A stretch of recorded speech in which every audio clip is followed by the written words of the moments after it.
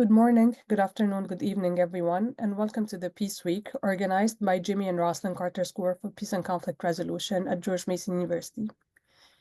Each semester, Carter School Peace Week brings together faculty, students, and alumni, as well as friends and partners from across the peace and conflict resolution community for a week-long conversation around how to effectively address urgent issues of peace and justice.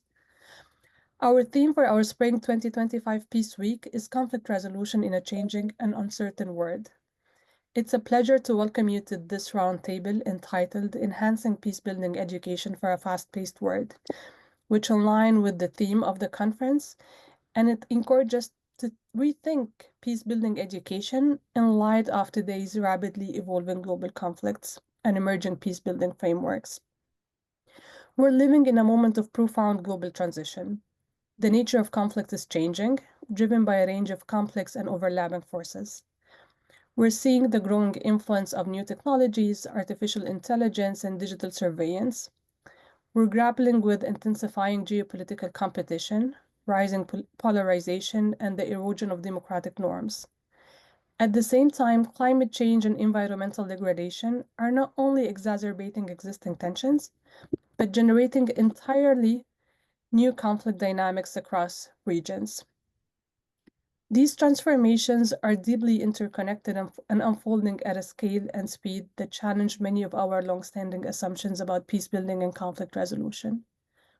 Many current conflicts are protracted, with no clear post-conflict moment. They are borderless, and issues such as climate change, resource scarcity, AI-enabled misinformation, and algorithm-driven radicalization are becoming central drivers. These are non-state-based, decentralized, and tech-mediated in ways traditional peacebuilding does not address. With polarization on the rise, everyone is perceived as having a political agenda, and the idea of neutrality is increasingly questioned. International institutions are challenged and are facing legitimacy crisis due to power asymmetries and political deadlocks, limiting their ability to lead peacebuilding efforts. Simultaneously, we're witnessing at the international level a push to reimagine conflict resolution and peacebuilding altogether. The United Nations' new agenda for peace signals a shift in the global architecture for conflict prevention and response, calling for a more holistic, inclusive, and forward-looking approaches that place human security, equity, and sustainability at the center. This global framing, among others, invite us to reflect not only on what peacebuilding means today, but also on how our educational models can and must evolve to keep pace. All these transformations raise urgent questions about how we as educators and practitioners can effectively prepare future peacebuilders to navigate this volatile and uncertain landscape. Today's peacebuilders need skills in digital literacy, online facilitation, disinformation detection, trauma-informed approaches, environmental peacebuilding, systems thinking, among others. So the purpose of today's roundtable is to engage in a shared exploration of how we adapt our teaching and training approaches to meet this moment. How do we move beyond traditional models to make peacebuilding education more relevant, dynamic, and responsive? How can we integrate contemporary challenges into our curricula? How can we work more closely with practitioners to bridge theory and practice? And how do we support students who are entering this field during a time of immense global pressure and uncertainty? This roundtable is a starting point for the discussion, and it's designed to be more than just a conversation. One of the major outcomes we envision is the formation of a learning community or a community of practice, centered on teaching peace and conflict in this evolving landscape. I am Enji Said, a PhD candidate at George Mason University, and I'm happy to welcome you to this roundtable discussion that is inspired by a pedagogy group at the Carter School, led by Professor Mara Shwini, who I thank her so much for sponsoring this session, and I give her the floor to say some words on what we do at the Carter School. Thank you for being here with us today. Mara, the floor is yours. Thank you, Enji, and thank you for that comprehensive and thoughtful introduction that really notes just how challenging this moment is, but in reality, anyone who has lived or worked in a conflict zone knows that these moments have always existed somewhere in different places. So one of the things that we have been doing this year is that we have been meeting regularly in an undergraduate teaching pedagogy group, which is a chance for reflective practice, our own learning community, and an opportunity to share challenges in the classroom, to share insights, to bring resources to bear, and to think through some of the issues that both the events of an evolving year and the last couple of years have presented in the classroom, but also to center student learning in the conversations, and to be very aware that the field that we are teaching within, and whether the subject is interpersonal conflict skills or interpersonal conflict or a global conflict class, because everyone in the group is teaching different subject matter. What we share is a gathering once or twice a week with undergraduate students and an opportunity to work our way through difficult subject matter and to bring issues alive in the classroom and encourage students to explore them. And so that's what we've been doing with our pedagogy group this year, and learning from the rich resources that we each bring, as well as the challenges as they come up, so that we stay student-centered in the group.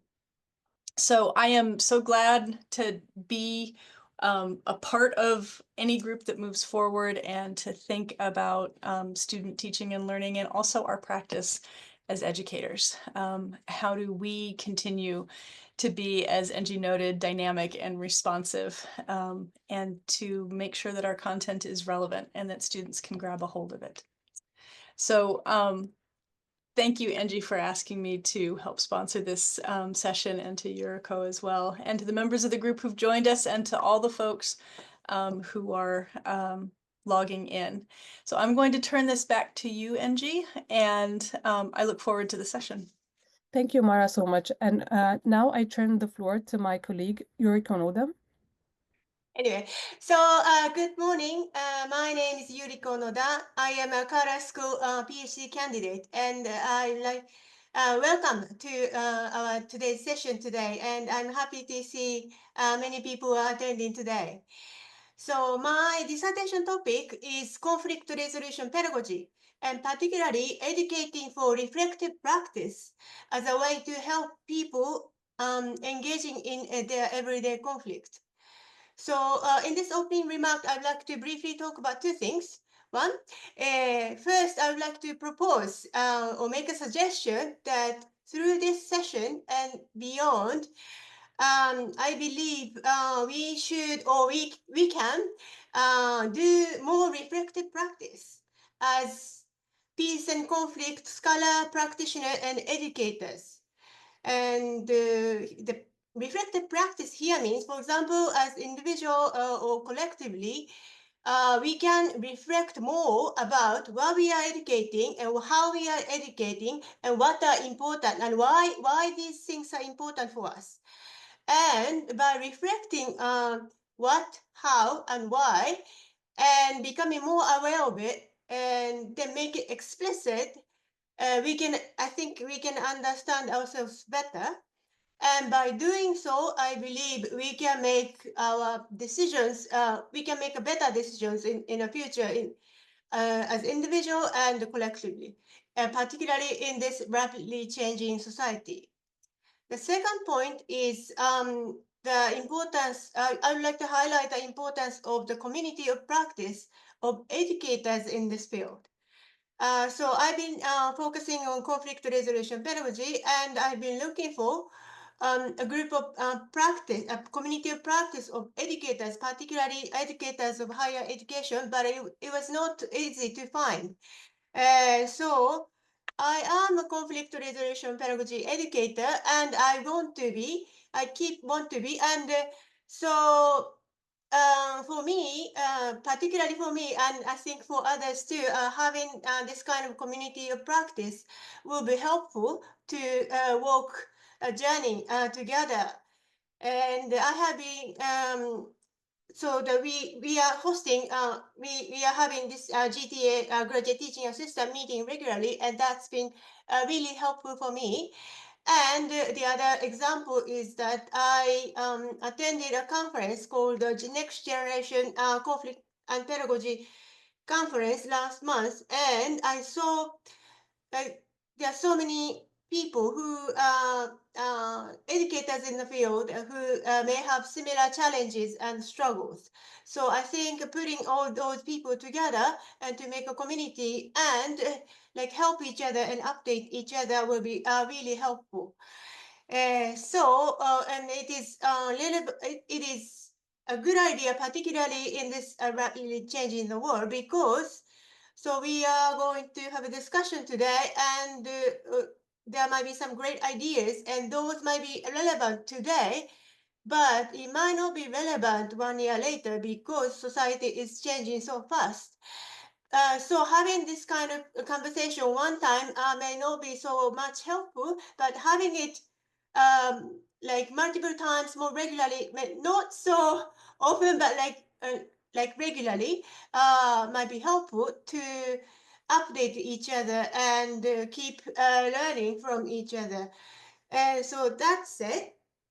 And today's session is not like the panelists are making presentations and we're going to have a Q&A session, but rather we're going to have discussions as a big group. And also we have small groups too, but so that we will make the communities together starting from today. Thank you. Thank you, Ariko, so much. And with that, let's begin our discussion. The session is meant to be interactive, and we'd really appreciate your feedback and your ideas and your sharing of best practices with us. Let me share my screen to begin with our guiding questions for the session. So before that, we are going to take notes together about today's session into Google Doc, and that note and more note will be our shared resources. And I sent you a link in the chat to a Google document. And so this document should be able to be accessed by anyone who has the link.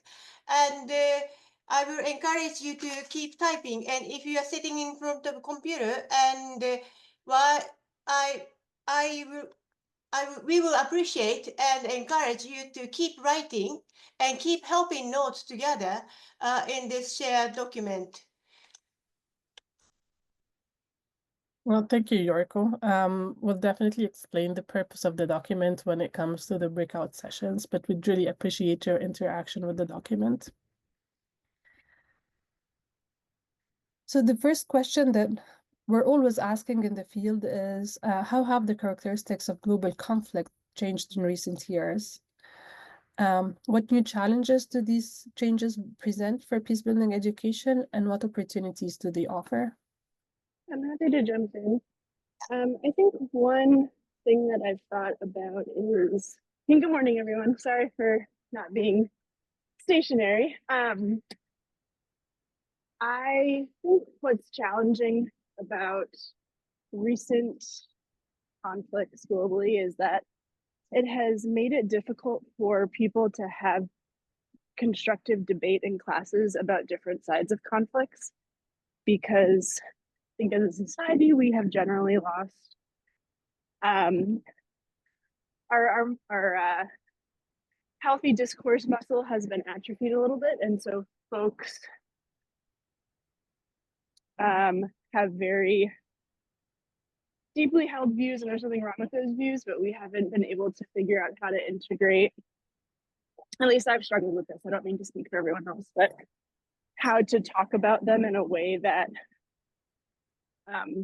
still is constructive and productive, rather than falling on. So as an example, like I have been very hesitant to bring in debates about what is going on in various wars, because I know that there are different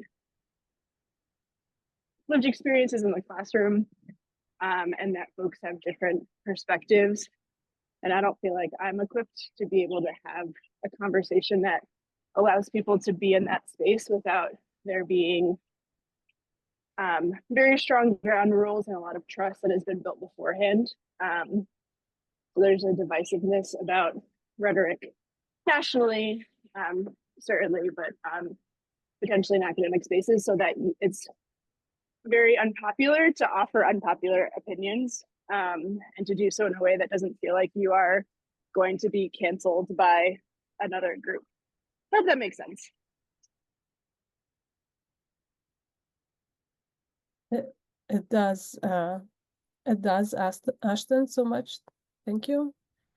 And I see Tarek wants. Please go ahead.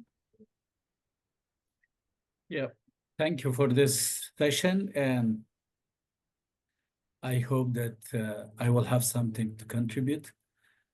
I think the main point is there might not be different characteristic added to the conflict in a global level. But the main point is the distribution and communication tools that are added to the conflict in the world, which makes it very difficult for people to have debate and argument focused and centered on some of these issues, as Ashton mentioned. For example,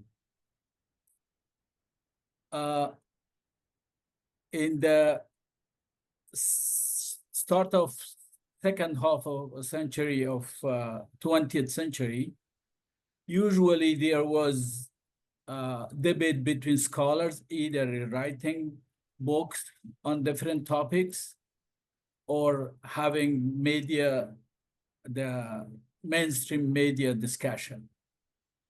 But now, each person has its own perspective, whether he knows about the topic or he or she doesn't know about the topic.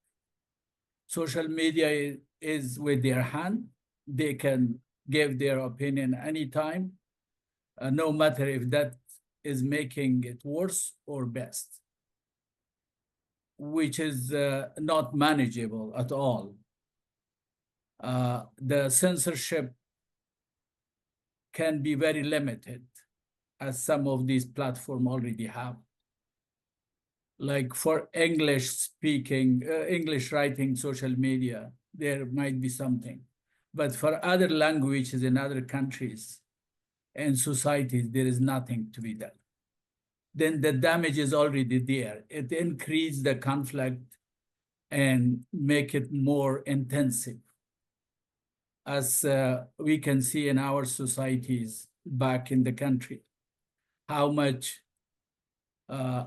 I did a small paper for the media content analysis course last year. It showed that there was 2,000% increase in ethnic hatred among Afghans from different ethnic groups. It was less than 200% in 2021, but more than 2,000% in 2 or 3 years. And that's where the social media, I analyzed the X platform on this in this regard. For that reason, I think we have to, my suggestion will be to manage our media and how to increase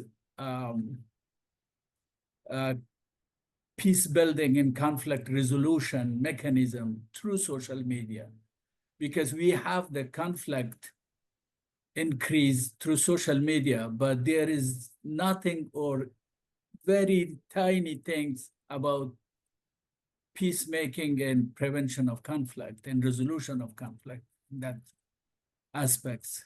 That's my point. If any question, I can respond.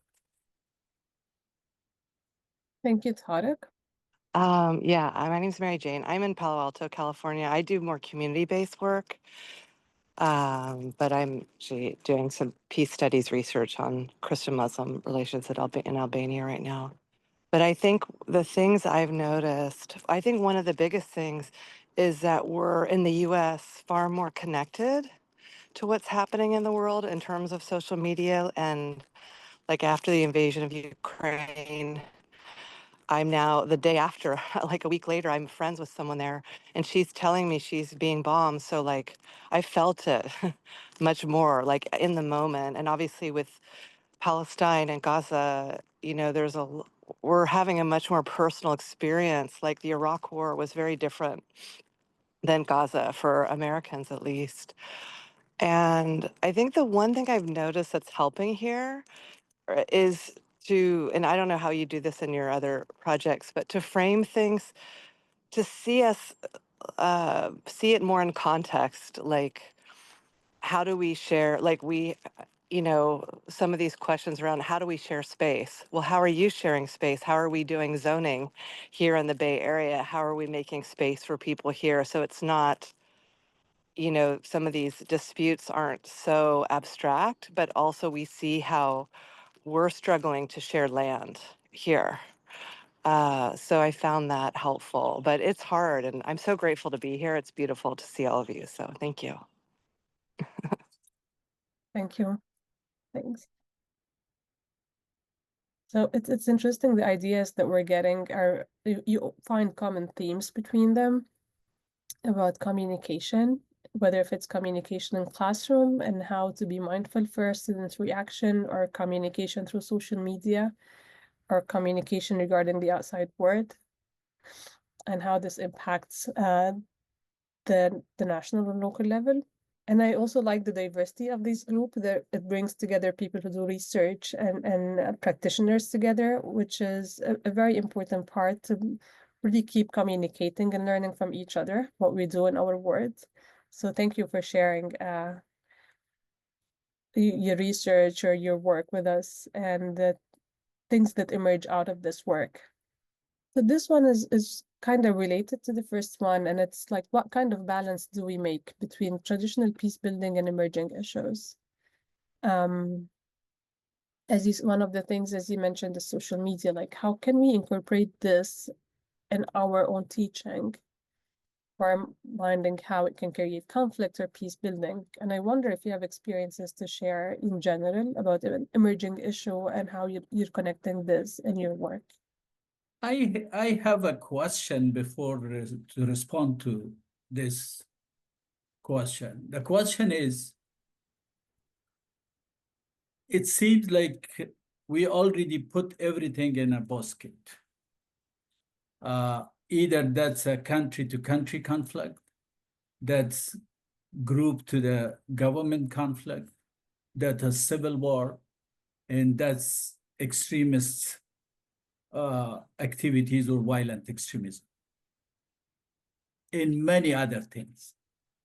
I don't believe that we can manage a very balanced teaching on conflict resolution and peace building until we didn't distinguish between these different levels of conflicts, because each of them has a different characteristic. For example, if we take Ukraine and Russia, we cannot kind of compare that to a civil war in Myanmar, in Burma, or kind of any other place in the world. For that reason, we have to be specific on specific things. For example, combating and preventing extremism is totally different from solving conflict of Russia and Ukraine, or Gaza and Israel. And that's where I think the education material also kind of makes, which is not good for the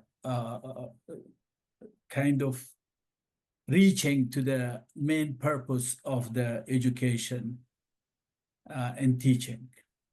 That's my point. I can provide some opinion on that question later.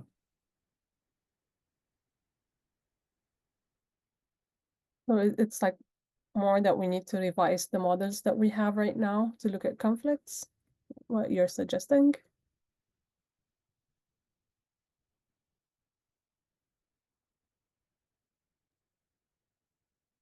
Yes, I actually, if we go to the practice, we cannot see, as mentioned, the contexts are different, the actors are different, and at the same time, the nature of conflict are different.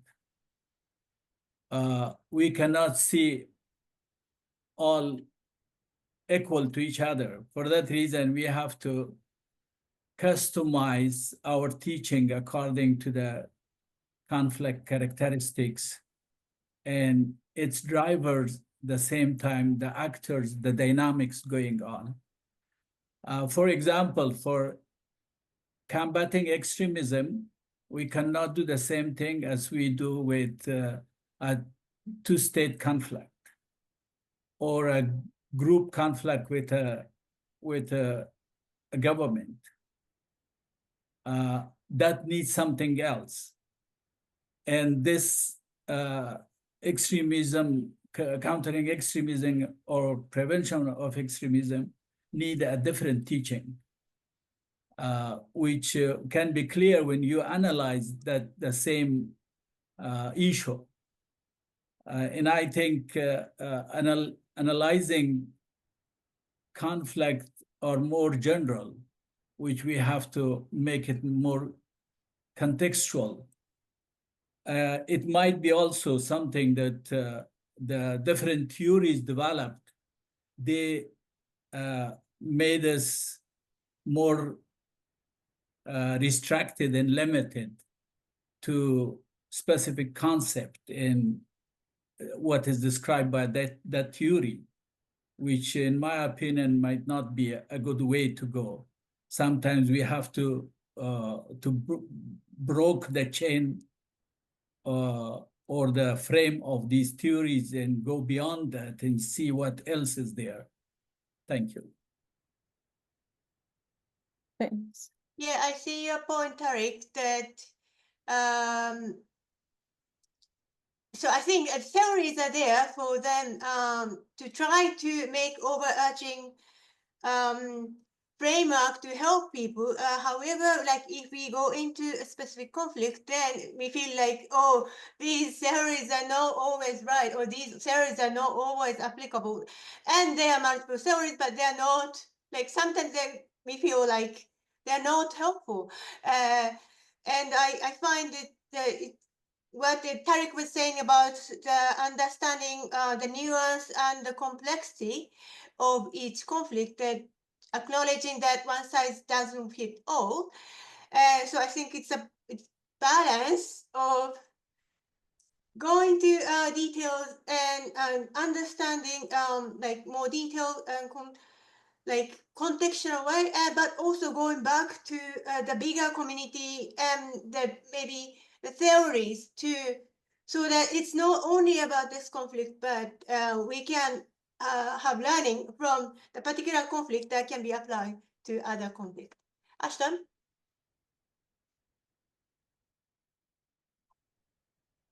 Oh, thank you. I appreciate what Tarek offered. I feel like one thing that I have been experimenting with a little bit more is which theories help us to think about conflicts differently, and in that way are more flexible in their application. So I really appreciate Galtong's triangle of violence. I know that, and that was, originally, the I think it's a helpful way of learning how to think about conflicts as being created by different dynamics. And I don't necessarily think that it is a, you know, the single theory that we should be using, or, you know, certainly the only way to think about it. But what it does is it allows me to ask students what kind of conflicts they're interested in and stretch the theory to think about those conflicts in different ways. And I haven't yet, I say this now knowing that I have final papers that are coming in May that might challenge this assumption, but I haven't yet come across a theory or a conflict situation where you can't think through this prism. And so in that way, I think it's both inviting, wondering where those theories are that do transcend this traditional versus more contemporary dichotomy, and allow students to develop a skill set as much as of thinking, as much as a tool that is only applicable in certain situations. Well, thank you, Ashton. I think your answers to this question match more actually the upcoming question, which is how we adapt our teaching methods to make peace-building education more dynamic and responsive to evolving global events, right? So the answers that you were providing actually seemed more in line with this. I've been thinking about these topics too, and I agree so far. I also use Galting's theory or conflict triangle because I work a lot on structural issues and institutions. But I was wondering if we would also need at some point in the future to have more research where we can work on more decentralized issues and whether existing theories help us actually work on that. And again, one of the main things that is evolving is the idea of technology and AI and social media. Like, these are topics that do not have a concrete structure unless we do more research, maybe on private sector that provides these platforms, and how we can engage with it in a more positive way to enhance peace building and reduce the probability of conflict generated out of these platforms. So these are some thoughts on my head, questions that I always keep thinking about that I wanted to share. I wonder if one of the things that we can do, I know that we've got a lot of experience in the room and people who've come here for a reason. And so I wonder if we can do our own practice and ask people to provide a little bit of context, and invite people to introduce themselves perhaps and ask what teaching methods are they using, or what's their context in thinking about some of these questions. And in particular, if folks don't have their cameras on or have been mostly listening, I just want to encourage folks that this is a conversation, not a presentation of experts. And so to gather the challenges and the resources that you've brought to the classroom, the questions that you're having about your teaching methods, where you are teaching, whether it's in, as you was noted earlier, whether you're in a classroom or whether you're in a community. So with this question 3, just to say, encouraging everyone to participate, and if you can introduce yourself a little bit as you participate. Okay. I am a Rotarian, and I'm involved in the peace education aspects of Rotary, and also serve on the district peace committee. So I'm not an academician in the area, but I don't know why it's saying that it's Spanish cancel. But I do find that peace has become some sort of a commodity, and with vested interests. There's so many groups. I did some research. There's close to, I guess, close to $1 trillion actually and globally speaking, peace organizations. There are thousands of them. But when it comes to impact, dynamic impact, and it says in here, responsive to evolving global events. So I think that we sometimes fragment what peace means.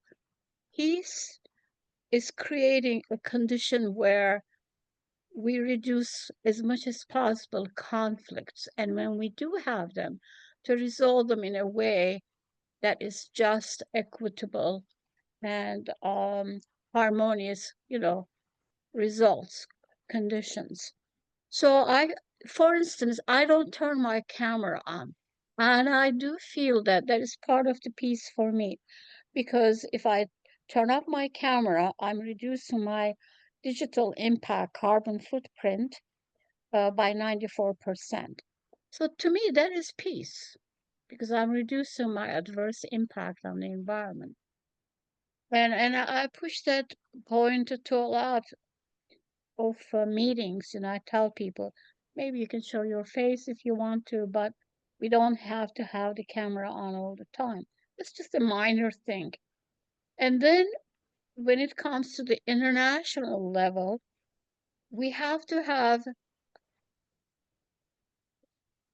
concerted effort to deal with what is the most dangerous, what is the most important thing in human race right now.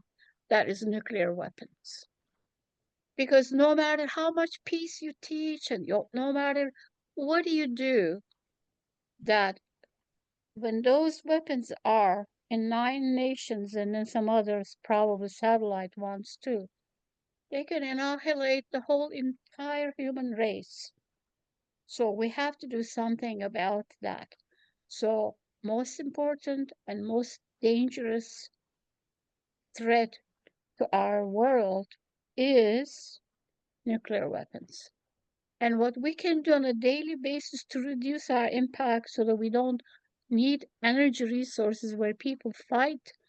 I mean, we're fighting over energy resources.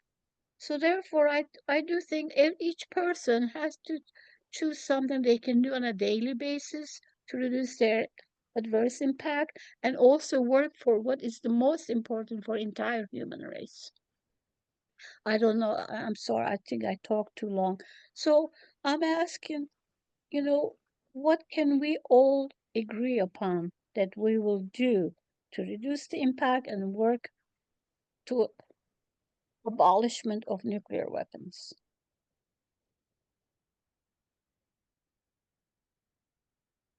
Thank you, Quantum. And I see also Kristen. Thanks, Angie. I'm gonna make a hard pivot on nuclear weapons and turn slightly back to the question, just because, boy, if I had the solution to that problem, I'd be probably sitting in a different office this morning. I know for me, when I'm in the classroom and I think about trying to make, oh, and I'm sorry, I should introduce myself. My name is Kristen Fagan, and I'm a student in the doctoral program at the Carter School, and I do teach undergraduate students. This semester, I'm teaching Conflict 340, and I've also taught 101 in the past, and assisted with 301, which is the research class. Sorry, Zoom is asking me what language I'm speaking. I think that's an insult. Got it. Okay. So when I'm working with students in the classroom, I really try, in terms of making the education dynamic and responsive, I really spend a lot of effort trying to help them refine their own thinking and develop their own ideas. So we definitely need to make sure that they understand the history of conflicts, make sure that they understand how to analyze conflicts, kind of to Tariq's point, and that they can identify and kind of dissect dynamics of conflicts and those kind of foundational skills. And then when we're in class, I try to generate and nurture a conversation that brings out their own ideas and their own thinking about how all of those concepts, which get kind of reified in our field, can be applied in a very contemporary way, and challenge them a little bit with current events and how uniquely difficult some of those circumstances are. And much like me, they don't always have the answers, but by trying to apply those skills in real time in our current context, I think it helps keep the thinking fresh and make it a little more difficult to give kind of historical answers, so to speak. Well, this is what we did in the past, and this is what worked. But we know, unfortunately, that a lot of the approaches we've taken in the past may not be applicable to some of our current challenges, or may not be dynamic enough to meet the current moment. So, so we're trying to work on developing that new thinking together, I think. Thank you, Kristen. I see Tara. Yeah, to respond to this question, I'm working with Afghan women inside Afghanistan whose rights are banned by the current ruling regime of Taliban from August 2021. And the main point is that we analyzed that this is because the Taliban doesn't implement Islam as they claim for that, but they implement and impose some traditional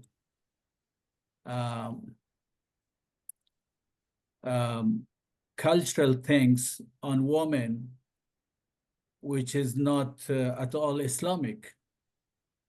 Then we talked to a group of scholars to develop research from Islamic perspective that what is Taliban imposing on women, that's not related and connected to Islam at all in its principle, even against that.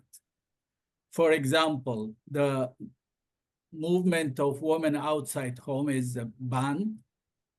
If they are going, in case they have to have a male companion from their family, even if they go to the bazaar and kind of buy something. The education is banned at all, the university level, in high school level. Even they allowed some nursing schools last 2 years, they banned that as well. And no one of women is allowed to work either with the government or NGOs or private sector. With this disaster they created, we came with some research from the main text of Holy Quran and Hadith in action of the Prophet and successors, that what Taliban says, this is not Islamic. What Islam says, this is. Then we made it a training program for 9 weeks, each week's 3 days for 1 hour and 45 minutes.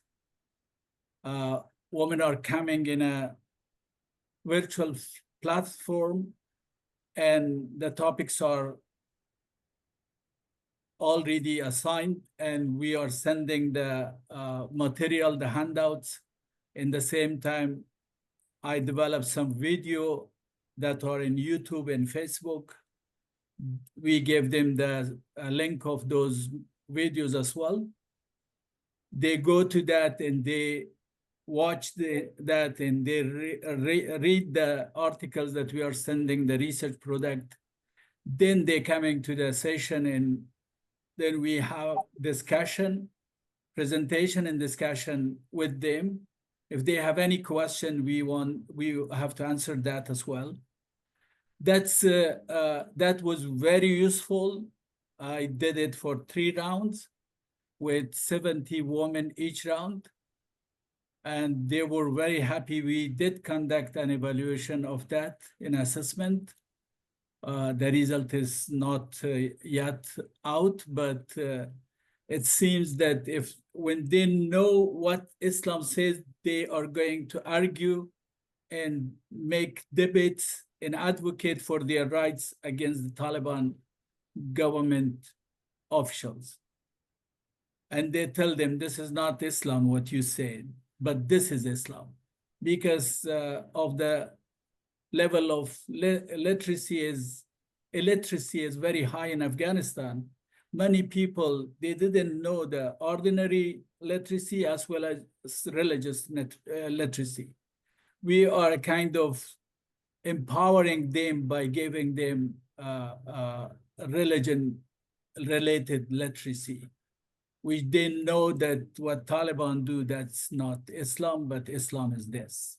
That's the method we are using. This is very useful, even for men. However, we didn't have formal training for men inside Afghanistan, but for women and girls, yes. Thank you, Tariq. And maybe that's a good segue to move to our. So I see also Dennis, please. Thank you very much. I'm a Rotarian, and also I have a master's degree in business administration and marketing and strategy. And in business, we face conflicts every day, and we have to resolve a lot of different differences, et cetera. And I think I'm happy about this, the topic, because it seems like also addressing the fact that we're not happy with what we have, what we're doing now. We believe that peace building, education, et cetera, can be, I guess, improved, expanded, transformed, or whatever it is, to be better, to be more effective.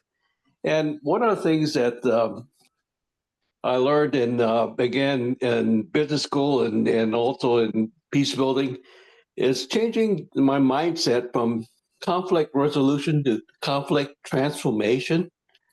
And the idea of one seeking the underlying causes of the problem and addressing the underlying causes of the problem rather than just fixing the immediate situation. And also the other thing that I think in Rotary and what we're doing is the fact that having a definition for peace, because we talk about peace, and I'm not sure, in this conversation yet, if we all agree what peace means, what peace is. And in order to, I think, as a group and education, it helps to know, to define what you're after, what your goals are, and what your purpose are. And I think so that's, my thing as far as trying to build peace is trying to get people to, I guess, agree on a goal, agree on a direction, and agree on a process. And in Rotary, we have I think a process that talks about our mission, which is to advance understanding, goodwill, and peace, and also a vision where people get together and unite to take action together. And the other thing is, I think, which is missing today, is the idea of trust. And we don't trust each other in these conflicts and these situations. And Rotary, the code of conduct, and our values and principles are a basis to build that trust where we can work together, because we may not have all the answers initially, but at least we trust each other that we're aiming for the same goals, the same achievements as far as the success. So I think that's what education could help us in going in that process as far as getting us together in a mindset of, I guess, about goal setting and purpose, and the idea of how do we go about it, being trustworthy people. So thank you. Thank you, Denise, for sharing this with us. Very interesting ideas. Well, the conflicts are always evolving, and I'm not sure that even we as peace builders will ever be satisfied with what we're doing, because we always we're striving for the best. No, we're striving for peace. which, as you said, is a very broad concept, and it means different things for different people. So we're always trying to assess what we're doing to make sure that we try as much as we can to meet the expectations of what people are looking for. And it's hard. It's hard when everything is evolving at a very fast pace. But thanks for sharing your ideas. So before we move into shall we maybe to encourage the discussion among ourselves maybe better and open the floor for people who have not participated in this group, we would like to divide you into two groups of participants, smaller groups maybe, where you can talk to each other and share your ideas, what you do, the resources that you think might be useful, emerging topics that you find in your work in the Google Doc that Yoriko shared with you in the beginning. So we can go into a small group for like 10-15 minutes and then come back and reflect on the discussions that you've had in these smaller groups together and what works, what does not work, opportunities and challenges that exist in peace education.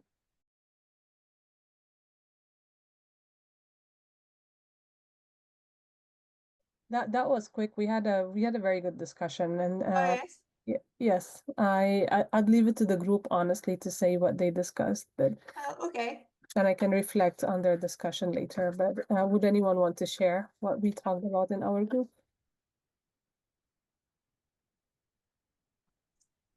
I think we just need more time together, right? It's a lot to explore. That's a lot. Yeah, we touched a little on frustrations that we don't dedicate enough time to teaching conflict prevention. And obviously how superior it would be if we were able to teach our students reliably how to prevent conflict and how much suffering that could prevent. And there's maybe some frustration with the field's inability to give us reliable conflict prevention tools that we can then turn around and teach to our students. So it's not necessarily just a pedagogical, but also kind of a gap in the research actually, and not just particularly for global conflict, which was the context that we were talking about.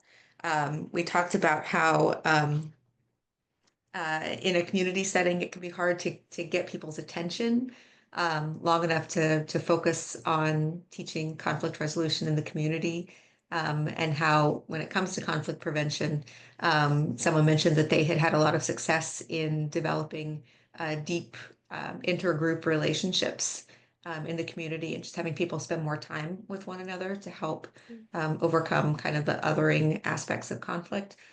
And Yeah, let the other group talk. Thank you. I will add one point, an example. Once I and one of my friends were asked from one party of conflict to solve their conflict with the other party. Then we went to the other party and we asked the leader of that branch. We came to, and we were asked by that person to solve the conflict that you have. Then he told us, who said we don't have any conflict? Go ahead, there is nothing to do with us. And sometimes even in community work, as mentioned by our colleagues from California, Silicon Valley, there is sometimes a kind of Hippocratic peace between people, which is not kind of rooted in the heart of a person. And that is coming back to what Dennis said earlier, that how we define peace. because if peace is just to be calm at the community level, that could not be, or the school level, something to kind of undermine the inner emotion of some people in reaction to some of the locally going on something or globally. And that's where I found somewhere that the peace is the status of an individual or person who doesn't have fear and not sadness. But even in some cases, if we go and see the country of the world, maybe we put finger on North Korea, that this is a very peaceful country, there is no conflict. But the peace or security based on fear is not peace and security. And that's where we need to kind of go underneath and explore the inner part of a person, then talk. Especially, I can see this very relevant to some Muslim youth. They have something in their heart about all this happening in the world. But for some reason, they will not kind of explicitly tell that. They kind of hide it. And we have to come to that and explore that and then find a response for that. Thank you. I talk a lot. Sorry. Thank you, Tara. And now we give it to the second group to reflect on their discussion. I can say something, but I hope the other group members can join. I think the observation that I had in our conversation is that the contexts and the issues people are dealing with are so different and challenging. The shared challenge is not wanting to feel alone in it and needing to learn what are others doing, what do we already know, how can we work on the issue, but that the issues are really different. We had in our group everything from working with Rohingya refugees and a peace process and gender-based violence to peace building in Colombia, and to teaching young people conflict resolution and conflict prevention skills. And so what people are doing is really quite different. And I guess as an educator and people who are teaching people, I think we know a lot, but there's also a lot of difficulty. And so it's a constant process of adaptation and relearning old tools and looking for new ones and finding ways to support peace builders. That we do know things, but there's not going to be, I'm not hearing one definition of peace that's going to help. I'm not hearing that there's one way to do things, and that there are cultural differences, and that sometimes we need to work on macro issues and sometimes we need to work on internal issues. So some of what I'm hearing is a lot about how do we adapt in a changing world. Is we have to adapt. We keep moving and we keep being dynamic and we keep looking for answers. So those are all my words. I'm putting words in the mouth of what was talked about the group, but that's what I'm hearing coming from things. And Dennis, I'm just going to push back a little bit on that. I don't think we all want the same things, and I think that's okay. I don't think we have the same definition of peace, and I'm not sure. I think underneath it all, and maybe face to face, but I'm not sure we all want the same things. And I think that for me is a definition of peace, is that we can work within that, within those distinctions. Thank you, Mara, so much. Yeah. It was in my group too. Go ahead. Yeah. So this is Jahidul Hamid. So I already talked with my team members about as peace building and the process of the peace building and the field of the peace building is very new for me. So really, I appreciate I'm willing to engage my thinking how my area, how my working area can be connect with the, can be engage the more people in a peace building process, like what peace techniques, what I can learn from this platform, so that I can engage more people for the reducing the gender-based violence and minimizing the protection risk for the in the refugee context, and for the all over the protection for the refugees. So my already my teammate articulated my expectation from here, and of course if this platform has the any learning materials, any tools for the ensuring the refugee peace building process, refugee peace building techniques, this would be very helpful for me. Thank you.